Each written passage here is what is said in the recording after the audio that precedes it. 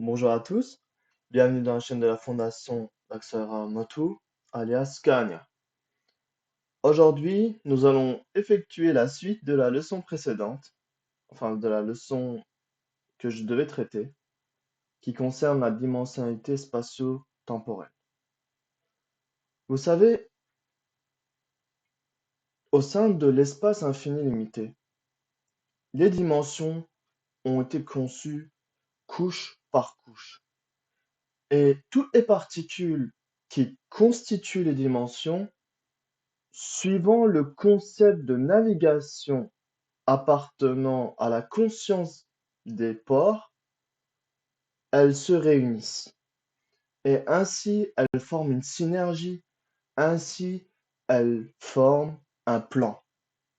Je ne vais pas entrer dans la constitution directe, comment se constituer les plans, mais on va parler aujourd'hui des attributs, dont c'était le sujet que j'avais pas pu traiter la dernière fois. J'avais donné un exemple par rapport justement à un avocat qui va juger une personne. Si celui-ci a son concept intellectuel beaucoup plus présent, beaucoup plus pesant sur le concept de la dimension de sa propre conscience, qui est une conscience inexpérimentée, qui est un concept pur, qui appartient directement à l'essence, alors là, sa justice, elle sera fausse, elle sera corrompue, elle sera égocentrique. Et elle va se baser à la satisfaction égocentrique. Mais si le concept de la dimension de conscience, sous le routage des attributs divins, comme l'un des noms très importants que l'on prénomme El-Adil, c'est-à-dire le très juste, c'est un nom divin appartenant à Xoïra, alias Allah, dans le cycle religieux.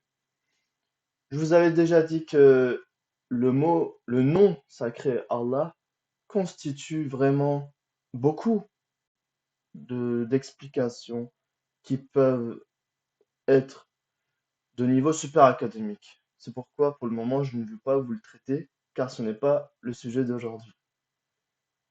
Donc, nous allons passer justement à ce schéma-là qui est très important. Rappelez-vous, nous avons parlé du temps. Le temps, la dimension temporelle de la perception d'un papillon n'est pas identique à celui d'un homme, à celui d'un être humain. On peut prendre aussi ça pour les plantes, on peut aussi prendre ça comme exemple pour les animaux, les arbres, n'est-ce pas? Elles n'ont pas une perception temporelle comme les êtres humains. Et pourtant, elles sont tous assujetties aux caractéristiques du temps vibratoire luminique mobile alpha nova, c'est-à-dire illusoire. C'est-à-dire que ce temps-là n'est que l'ombre du temps véridique. Et le temps véridique est intemporel, suivant le temps justement qui est illusoire. Mais ça, c'est justement pour la caractéristique bêta. C'est pour la caractéristique temporelle du feu vibratoire doré ou calme des essences galactiques que l'on appelle les anges dans le cycle religieux, les êtres spirituels, les armées célestes, enfin les unités de l'armée céleste, en d'autres termes les Docede, les Sanctifères, les Kamon. On a déjà vu ça précédemment dans les anciens cours que j'avais déjà effectués. Très bien. Donc, nous avons le temps qui n'est pas immuable, il est variable. Nous allons parler pour le temps alpha nova, c'est-à-dire que un potentiel de conscience qui est introduit dans la catégorie de l'existence doit être mis en œuvre dans une planète laboratoire noyau qu'on appelle Terra Onia dans le registre terminologique d'Antara, c'est-à-dire la Terre noyau, où seront mobilisés, où seront ensemencés tous les potentiels de conscience micro afin qu'elles puissent bénéficier d'une certaine maîtrise, d'une certaine omnipotence sur la matière. Donc, elles seront sous le routage des attributs divins. Selon quoi? Suivant l'attribut divin dont leur essence divine sont sous le routage. C'est-à-dire qu'il y a trois façons de utiliser le routage des attributs divins. Au premier lieu, suivant le programme du schéma énergétique Om-Ra-Tivum, c'est-à-dire Om, le premier mouvement de base. Le premier mouvement de base de la conscience débute toujours par Om. Ensuite, dans le temps spiral, elle va continuer à évoluer, à expérimenter, à effectuer une mission, parce que vous savez que tous les organismes sur la Terre noyau ont une mission pour l'un et l'autre afin d'assurer un écosystème. Il n'y a rien de futile dans la nature. Tout est conçu suivant un programme nécessaire pour que l'écosystème aussi puisse évoluer d'une façon naturelle et suivant l'interaction des micro-consciences qui sont en mouvement dans une forme robotique d'un oiseau ou d'une plante ou d'un arbre ou d'un papillon, etc., etc. Et ces micro-consciences-là, qui utilisent une forme énergétique aussi, qu'est-ce qui va se passer? Elles vont augmenter en grade, c'est-à-dire elles vont évoluer en fraction, jusqu'à ce que le potentiel de micro-conscience qui siège actuellement dans le centre de l'étoile polaire de coordonnées de déploiement de votre triple système de centralité, elle puisse justement, comment dire, mettre en œuvre ses possibilités, c'est-à-dire le Raton. Le Raton est déjà mis en œuvre à partir du premier mouvement de base qui est Om.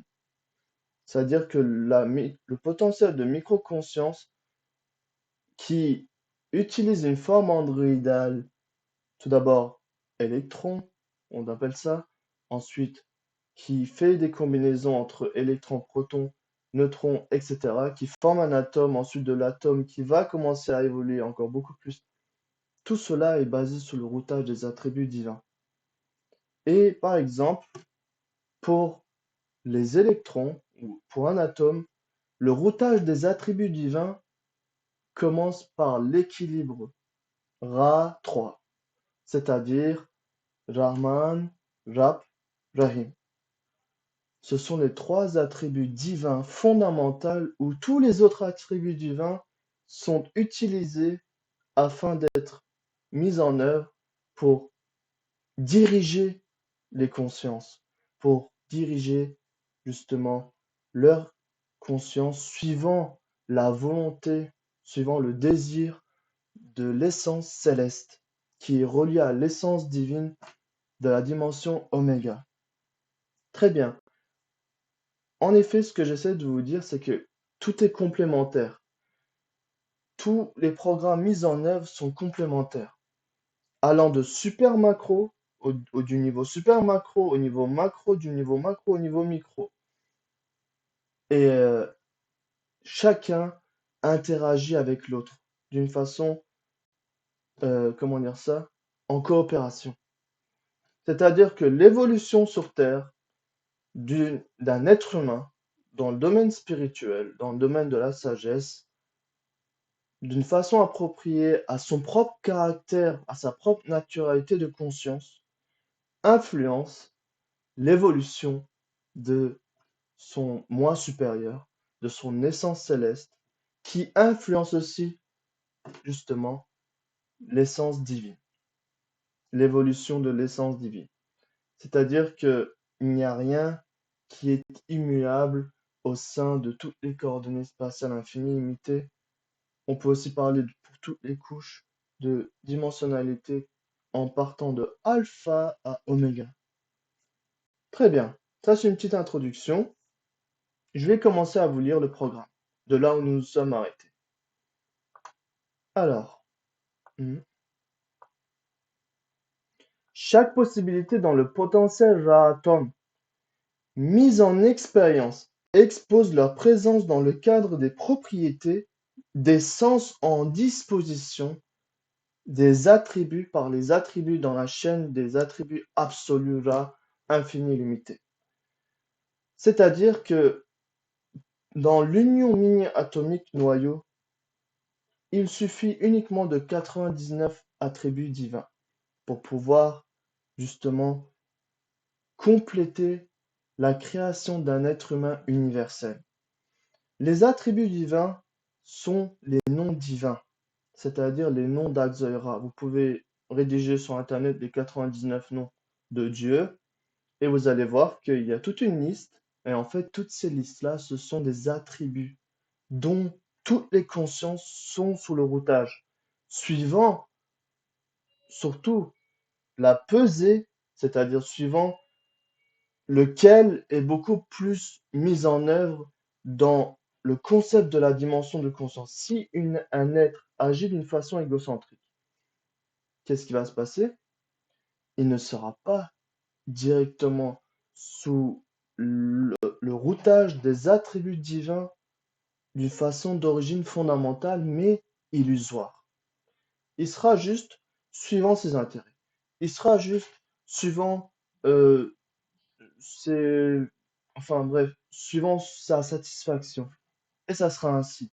C'est pourquoi sur la Terre noyau, qui est le milieu de dissociation de l'énergie des consciences, de la fréquence des consciences, de polarité si vous voulez, qu'on dit positif, négatif, est mise en œuvre. Pourquoi? Pour extraire justement et pour dissocier ces deux fréquences-là. Pourquoi? Tout simplement parce que la Terre noyau, c'est le joyau de l'évolution noyau de toutes les consciences qui viennent à travers diverses dimensions parmi la conscience spatiale infini limitée, parmi les coordonnées spatiales infini limitées, afin de pouvoir être introduit sur la Terre noyau et de vivre le programme expérientiel d'une façon graduelle. Il n'y a pas de descente directe sur la Terre noyau. Tout simplement, ça a été effectué, ça je vous l'ai déjà dit, ça a été déjà effectué il y a plus de 80 000 ans de ça. Et vous voyez, vous en avez entendu sûrement parler euh, des, des dieux qui ont fait la guerre avec d'autres divinités, qui ont fait ci. Ils ont utilisé leur pouvoir à mauvais escient, n'est-ce pas? Tout simplement parce qu'il manquait de maturité spirituelle. Un être qui a une maturité spirituelle suffisante pourra justement incarner sa divinité sur la terre noyau. Il pourra voir les êtres humains, les plantes, les arbres, qu'importe, comme une partie de lui-même. Parce qu'il saura très bien que chaque interaction agit sur le programme d'évolution, expérience, mission des autres consciences. Et c'est pourquoi, si vous voulez, le routage des attributs divins, c'est exactement les signaux que transmet le cerveau biologique à vos cellules. Il les dirige suivant leur propre catégorie, suivant leur propre fonction, suivant leur propre mission, n'est-ce pas? Il les dirige. Mais attention, si la cellule commence à exprimer son individualité parmi tout l'organisme et qui dit moi, je choisis de faire ça, alors cette cellule-là, le cerveau va dire très bien, c'est entendu, je vais laisser agir comme bon te semble, seulement moi, je ne pourrai plus te soutenir. Alors, cette cellule va devenir un potentiel cancérigène pour justement l'organisme du vivant, tout comme c'est exactement la même chose pour le corps absolu de l'existence absolue d'Axoy Ra. C'est pourquoi, chers amis, les coordonnées où sont mises en quarantaine les consciences diaboliques ont été mises en œuvre afin de pouvoir les restreindre leur introduction dans cette galaxie, dans ce système solaire noyau-là, afin qu'ils ne puissent pas rendre cancérigènes non plus les autres consciences, qui vivent eux aussi leur programme d'expérience, évolution, mission, suivant leur propre programme qui est unique et qu'il n'y a pas de, il n'y a pas de programme ressemblance. Pourquoi?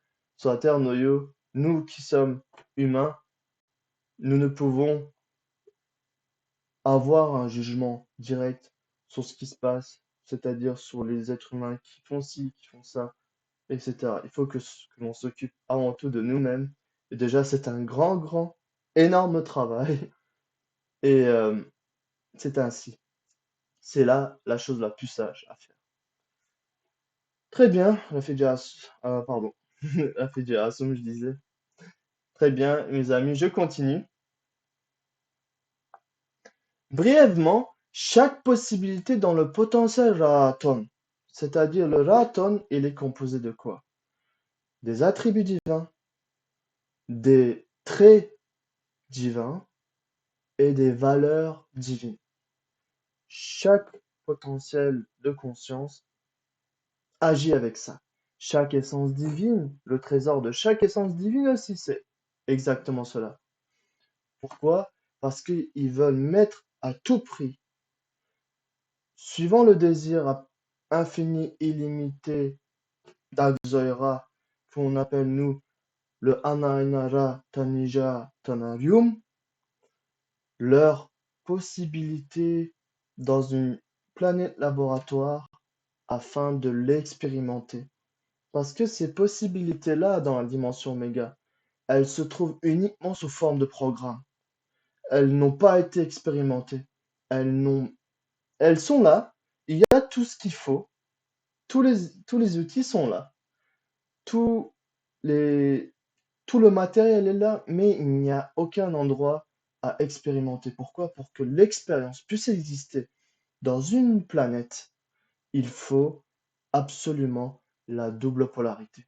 Il faut absolument l'illusion des consciences. Il faut que les consciences vivent l'illusion pour pouvoir vivre leur rôle comme il se doit, sous le routage des attributs divins, tout d'abord illusoires, et ensuite, suivant la maturité de leur évolution spirituelle, ils vont commencer à vivre ce qu'on appelle, nous, l'œil de la certitude, c'est-à-dire la vérité de l'attribut divin dans lequel il a été en routage durant toute sa vie. Et il n'y en a pas qu'une seule, bien entendu. Je continue, chers amis. Brièvement, chaque possibilité dans le potentiel Ra'atón peut se définir avec les propriétés des sens appartenant aux attributs Ra et peut exposer leur présence dans les espaces y compris les dimensions de super-force au sein de l'espace infini limité. C'est ce que j'ai dit jusqu'à présent. La dimensionnalité spatio-temporelle, y compris cette dimension de super-force, peut changer de façon appropriée au caractère du temps.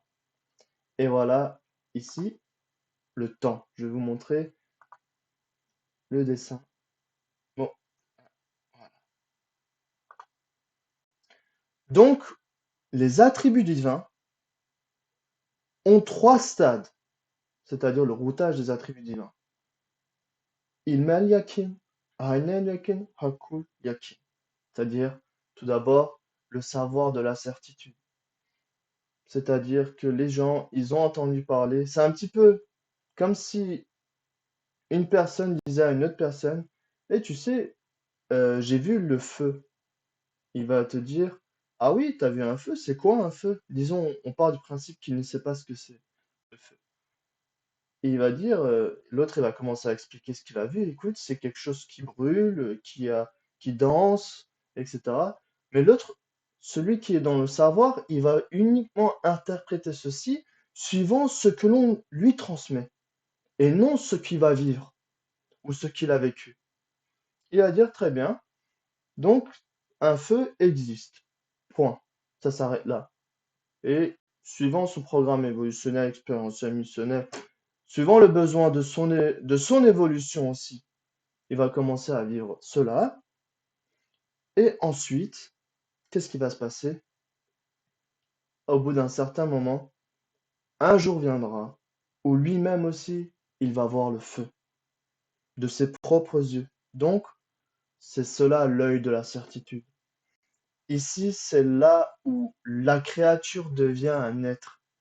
La créature, dans les stades Homo activum, n'est pas considérée comme un être pour la hiérarchie divine. Tout simplement parce que ici, c'est un champ où sont ensemencées des consciences, n'est-ce pas? Et ils attendent qu'ils évoluent d'une façon naturelle. Pour qu'un être puisse voir le jour sur la Terre noyau, il doit atteindre le stade enanactivum, c'est-à-dire le stade qu'on appelle de rotation interne cinétique absolue en mouvement dans les chakras du cœur ou de la gorge ou de la couronne, mais ça c'est encore un autre sujet.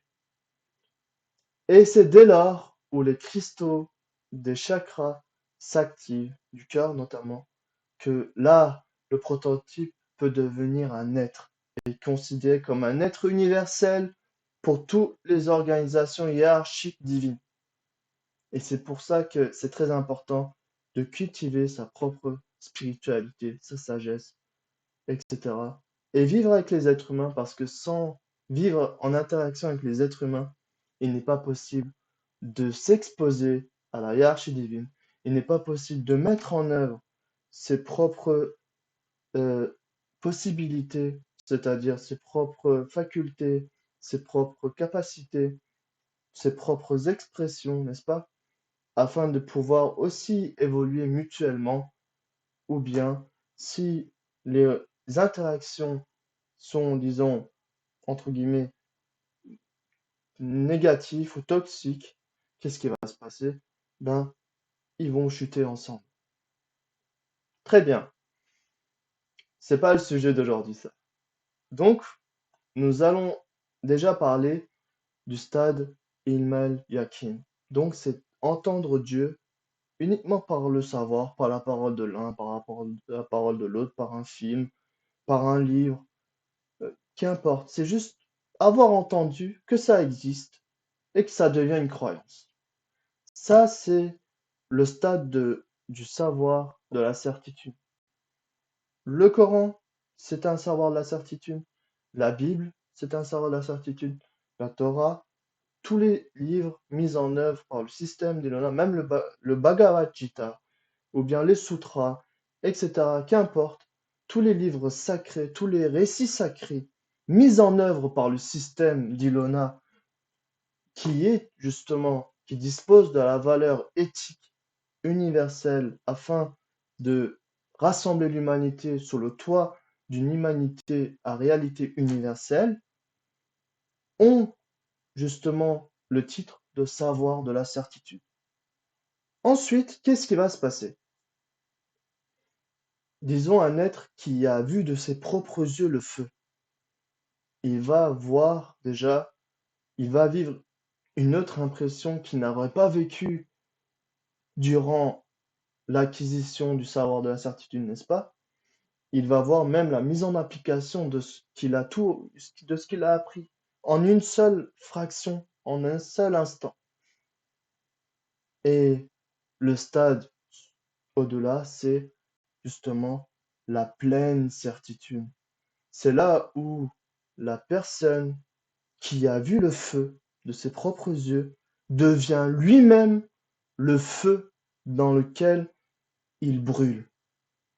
Il connaît la chaleur, il connaît c'est quoi être le feu.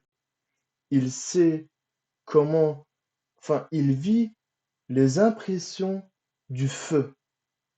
Et ça, c'est le routage des attributs divins, de la pleine certitude. Au stade avant, c'était le routage des attributs divins de l'œil de la certitude.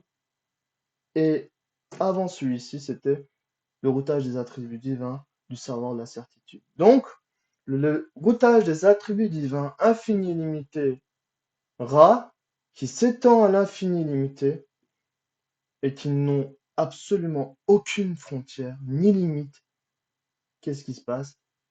Suivant la maturité de chaque potentiel de conscience, il met en œuvre les applications nécessaires pour que la conscience puisse exprimer ce nom, puisse incarner ce nom et puisse vivre ce nom, qui est un nom divin.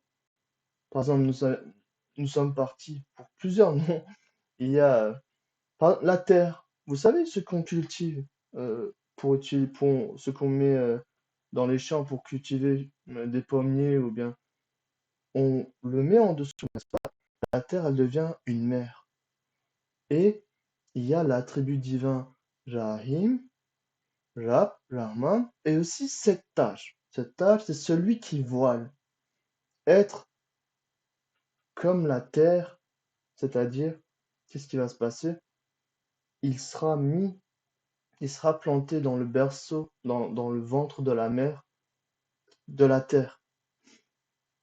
Et la Terre aussi a des potentiels de micro-conscience qui agissent suivant les exigences d'un programme expérientiel, évolutionnel, missionnel, n'est-ce pas?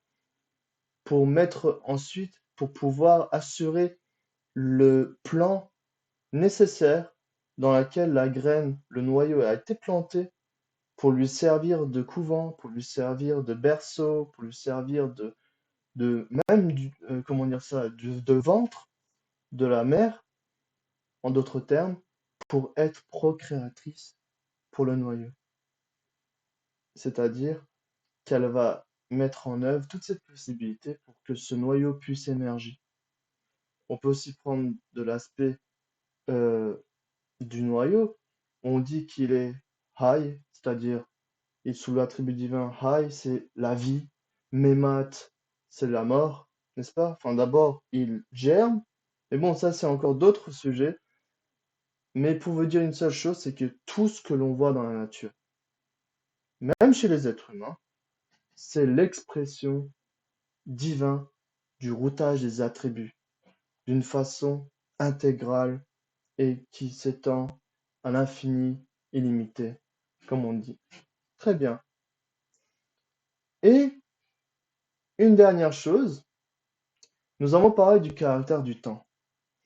Donc, les anges sont sous le routage des attributs divins El-Adil, par exemple, d'une façon parfaite, où il n'y a absolument aucun ego, où il n'y a absolument aucune attente, aucun intérêt pour soi, n'est-ce pas?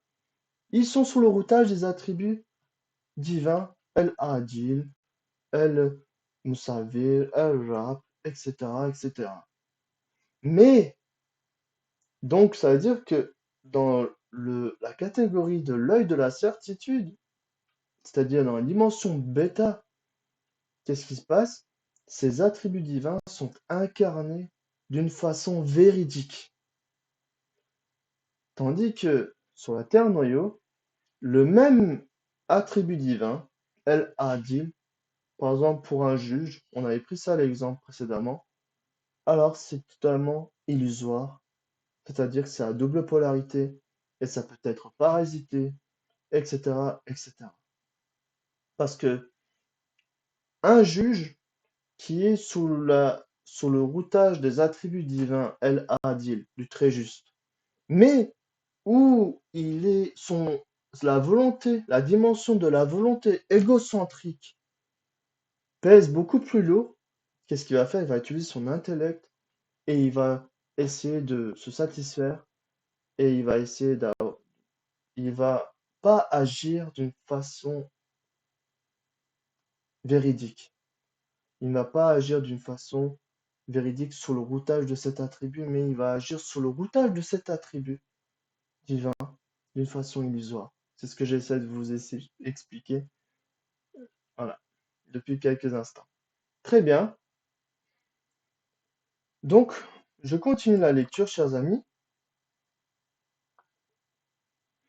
Les valeurs vitaux qui sont compatibles à la dimensionnalité spatio-temporelle, y compris ces dimensions de super force. peuvent exposer leur présence avec les vibrations déterminées d'un certain barème dans une échelle vibratoire de façon appropriée au temps. Rappelez-vous, nous avons parlé justement de la perception du temps, des papillons, des arbres, etc., n'est-ce pas, et des êtres humains. Ça, c'est juste un exemple que je vous cite. Et il y a justement, normalement, j'espère vous l'avoir mis, parce que si je l'ai pas mis, ce serait dommage. Ah, c'est pas grave. On va se débrouiller comme ça. Vous voyez ici, il y a plusieurs éléments végétal, animal, humanoïde, hominidé, c'est-à-dire. Imaginez une grande, comment dire ça, un grand triangle, une grande spirale qui va petit à petit se devenir beaucoup plus restreint, beaucoup plus étroit. Et c'est ainsi que le programme de l'évolution noyau des consciences alpha se met en œuvre. C'est-à-dire que elle va être en réaction avec un certain barème dans l'échelle du temps vibratoire alpha. C'est-à-dire que pour un papillon, si le barème de l'espace-temps de l'échelle du temps vibratoire alpha est de, par exemple, je dis une chose, 110, pour l'être humain, pour le même potentiel de micro-conscience qui a vécu l'expérience d'être un papillon et qui est arrivé au stade humain, il sera en réaction avec le barème d'une échelle temporelle vibratoire alpha au niveau, par exemple, 342, 341. Pourquoi? Parce que il va se libérer du stade de l'hominidé pour arriver à l'être humain véridique, à l'être humain universel, à l'être humain galactique. Tout ça pour vous dire l'être humain macro, cosmique, les codes humains macro. En d'autres termes, ils ont été appelés comme des savants, des mystiques, des, des prophètes, des Evliya, enfin bref, des saints, des saintes et des pieux, n'est-ce pas? Tous ces êtres sont des êtres macrocosmiques, tout comme les médiums, etc. Mais ça, je ne vais pas rentrer dans les sujets. C'est-à-dire que dans leur programme de ces êtres-là qui sont arrivés au stade de l'humain véridique, qu'on appelle Humanoyari Afulsar, le prototype Humanoia, c'est-à-dire le prototype humain à essence véridique, les mêmes attributs sont présents de tout ce qu'il a expérimenté jusqu'à présent dans son propre programme, dans l'intégralité de son propre programme expérientiel évolutionnel missionnel à double polarité, mais cette fois-ci, comme il arrive au stade véridique, il est beaucoup plus proche d'être sous le routage des attributs d'une façon véridique par rapport à ce qu'il a vécu précédemment dans toute la chaîne de son évolution naturelle.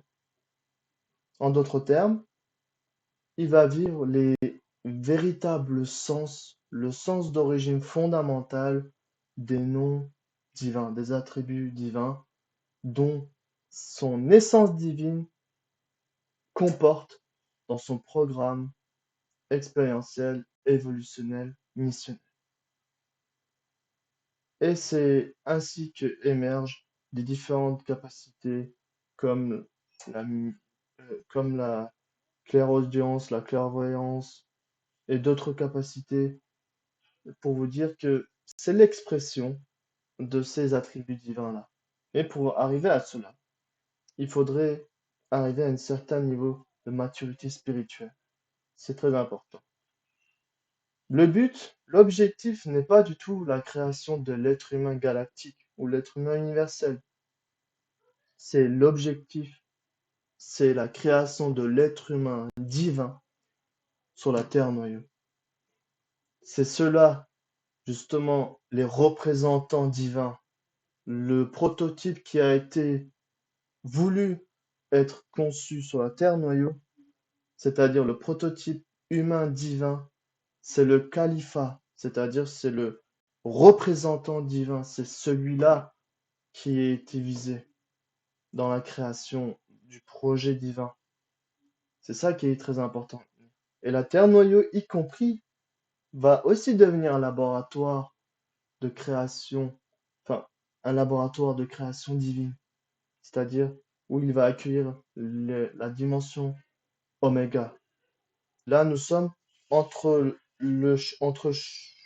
entre alpha et bêta, c'est-à-dire que dans les cycles temporels, nous sommes déjà à la 6e période.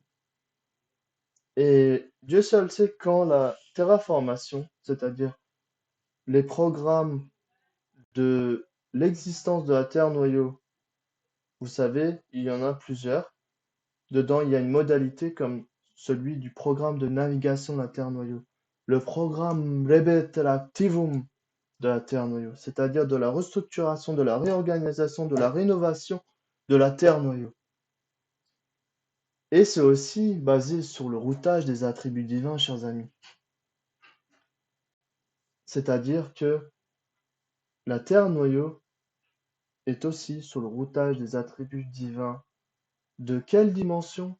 De la dimension oméga. Et bien sûr, il y a beaucoup d'organisations célestes. On va pas parler de ces différentes organisations-là, mais le noyau de toutes les organisations hiérarchiques divines, de toutes les dimensions infinies, illimitées, de toutes les coordonnées spatiales infinies illimitées, de l'existence active, c'est la dimension oméga.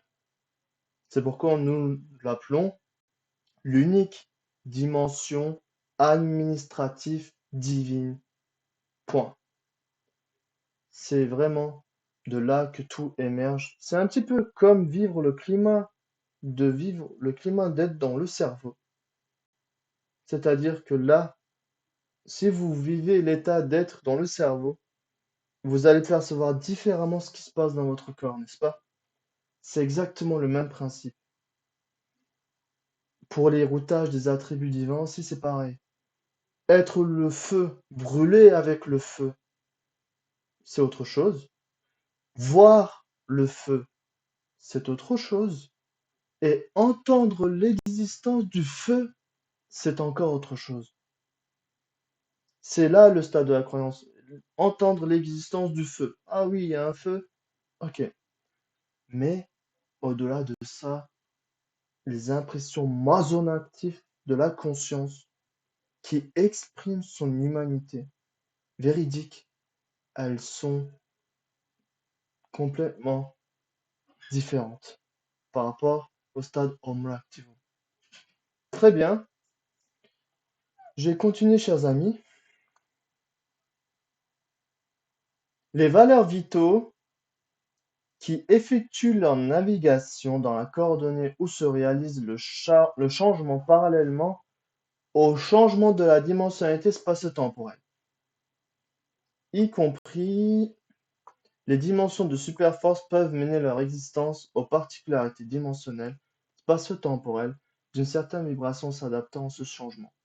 Rappelons-nous, on nous avait précisément dit qu'il n'y a rien d'immuable au sein de l'existence active, n'est-ce pas? Et le temps change. Le 21 décembre 2012, le temps alpha s'est estompé. Le robinet énergétique temporel du temps alpha, suivant la décision du plan absolu, a été fermé. Qu'est-ce qui s'est passé maintenant? Nous vivons le reste du temps alpha, mais il y a aussi les explosions, vous savez, du centre de la Voie lactée qui viennent sous forme d'ondes gravitationnelles, ou le soleil qui agit différemment, ou les éclipses deviennent de plus en plus fréquents. Ça veut dire que dans l'échelle temporelle, les particules temporelles ont changé. Tout est accéléré, chers amis. Absolument tout est vécu d'une façon accélérée. Même les astres vivent les choses accélérées. À l'époque, je ne pense pas qu'il y avait autant d'éclipses. Je ne pense pas qu'il y avait autant de séismes, d'éruptions volcaniques, de fontes des glaces, n'est-ce pas? Tout ça, c'est parce que les codes temporisés, non plus alpha mais bêta, de la Terre noyau s'activent. Et cela signifie que l'on s'approche petit à petit, j'ignore quand, à la moisson des consciences, à la moisson principale des consciences. Monilef Octatariumex Progremia, c'est-à-dire le programme de la moisson principale des consciences. Et ça va être une chose que jamais l'histoire de la Terre noyau aura vécue parmi toutes les coordonnées spatiales infinies limitées. À notre échelle, bien entendu. Très bien, je continue, chers amis. Les tranches miniaturisées qui requièrent une polarisation et d'une façon très dense, une sensibilité pour pouvoir bloquer de façon appropriée aux exigences du système de blocage énergétique, lumière, photons, cyclones, de l'espace au sein de la dimension de superforce qui concerne la présence de la galaxie noyau, peuvent se trouver seulement dans les gènes de matière. L'activité qui peut dévoiler à une superdensité cette sensibilité sont les attributs de communication qui se situent entre les acides aminés et qui prennent place dans la structure des gènes de matière. C'est-à-dire, en d'autres termes, que les cellules, les appareils technologiques que l'on prénomme les cellules technobio-nerveuses, dans leur espace, dans la zone spatiale génétique, il y a des pores qui correspondent à la caractéristique de l'univers noyau. Même, je peux vous dire d'une façon beaucoup plus précise, de la galaxie noyau ou du système solaire noyau. Et elles ont une caractéristique luminique vibratoire mobile à double polarité. C'est pourquoi les forces positives comme négatives utilisent la lumière pour traiter le Kumas. L'autre utilise la lumière inversée, n'est-ce pas? Mais pour vous dire une seule chose, c'est que tout ce que vous voyez dans la Terre, sur la Terre noyau, lorsque vous regardez la dimension mémorielle atomique de chaque particule, de chaque gène, de chaque acide aminé, et entre les acides aminés, vous savez, je vais vous montrer le schéma. Voilà. Là, ce qu'il y a entre, et même ce qui compose les atomes, etc., toutes les zones spatiales, génétiques, sont appropriées aux caractéristiques de la zone spatiale galactique, noyau dans laquelle on se situe. Ce qui veut dire que nous, on ne pourrait pas, par exemple, avoir la possibilité de nous rendre à Andromède. Cette forme-là, on ne pourra pas vivre non plus. C'est-à-dire, il faut y aller d'une façon énergétique. Si nos cellules, avec la métamorphose, le programme de modification transformation de la Terre noyau, lorsqu'il va atteindre un certain degré, nos cellules technobio vont aussi changer, c'est-à-dire les zones spatiales génétiques ne sont plus de caractéristiques alpha, mais bêta, c'est-à-dire du feu vibratoire calme ou doré. Et même pour cela, il faut la dynamique du routage des attributs divins, chers amis. Ainsi, la métamorphose des cellules, la cristallisation des cellules technobio verra le jour. Ainsi, le premier prototype humain galactique sur la Terre noyau, comme ceux d'Agartha, comme ceux d'Azantas, ou bien comme ceux de diverses coordonnées de notre galaxie noyau du système solaire noyau, verront le jour. Mais celles-ci seront expérimentées, c'est-à-dire on aura expérimenté notre valeur, n'est-ce pas? Parce que, tout simplement, je vais vous dire une chose, comme la Terre noyau, c'est le milieu de dissociation des polarités positives, négatives de la conscience, les essences divines souhaitent avoir leur production, c'est-à-dire avoir leur retour sur ce qu'ils ont mis en œuvre comme effort afin de pouvoir extraire de la polarité négative l'aspect positif, c'est-à-dire l'eau pure. Et actuellement, la Terre noyau, elle commence à, comment dire ça, à vivre certains programmes d'éruption volcanique, des séismes, des croûtes, enfin, comment on appelle ça, des gros skin holes, c'est-à-dire des gros hum, trous qui se forment au milieu de nulle part, par exemple. Vous savez, vous avez dû voir ça sûrement sur Internet. Pour vous dire une seule chose, chers amis, tout change. Absolument. Aux particules les plus fondamentales de notre existence, quelles sont les particules temporelles. Le Soleil est un cumulus explosif, un foyer de force chromatique explosif qui émane depuis le 21 décembre 2012, non plus les particules de luminique vibratoire mobile, mais les particules du feu vibratoire d'Orécam bêta, les particules du monde véridique, les particules de monde véridique sous le routage des attributs divins véridiques. Et tout d'abord, ça commence en focalisant ces bombardements dans le noyau, dans le barysphère de la Terre noyau. Ainsi, d'autres programmes sont mis en œuvre pour l'élaboration des nouveaux éléments. Par exemple, les astéroïdes disposent aussi, eux, de nouveaux éléments. Et pour enrichir la Terre noyau, il va y avoir, peut-être, j'ignore quand, mais suivant le programme de modification de transformation de la Terre noyau et du programme de la moisson principale de la Terre noyau, il va y avoir beaucoup de phénomènes où l'on sera peut-être témoin ou non, mais en tout cas, une seule chose est sûre, c'est que la Terre noyau, suivant l'évolution noyau, évolue et les consciences qui vivent au sein de sa présence évoluent. Tout ce qui a été enfoui va ressortir. Les L'énergie négative accumulée va ressortir. Tout ce qui a été caché jusqu'à aujourd'hui va ressortir. En d'autres termes, la Terre noyau, comme elle retire son fardeau, les êtres humains aussi vont ressortir leur fardeau.